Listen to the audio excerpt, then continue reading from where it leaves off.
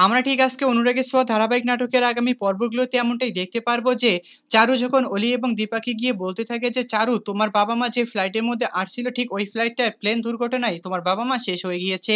আর এই কথা শোনা মাত্রই যেন চারু অজ্ঞান হয়ে যায়। তারপর যখন অলি এবং সূর্য মিলে যখন চারুকে একটি হাসপাতালের মধ্যে ভর্তি করিয়ে দেয় ঠিক তখনই যেন সূর্যের একটু কাজ বের হয়ে আসে। ঠিক তখনই যেন চারুকে একা ফেলে অলিকে একা ফেলে তখন সেই সূর্য কাজ করতে চলে যায় বাইরের মধ্যে। তখন যেন চারুর বেশ অনেকটা শরীর খারাপ করলে অলি এটা দেখে বেশ অনেকটাই ভয় পেয়ে যায়। তারপর যেন সেই সূর্য বলতে থাকে যে তারপর যেন সেই অলি তার বাবাকে বারবার করে ফোন দেয় কিন্তু সূর্য সেই ফোনটি রিসিভ না করে উল্টো কেটে দেয়।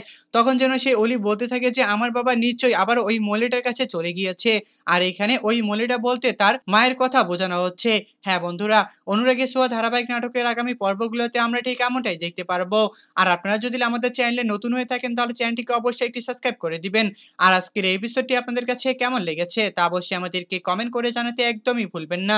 পরবর্তী পর্ব পাওয়া পর্যন্ত আমাদের চ্যানেলের পাশেই থাকবেন। ধন্যবাদ।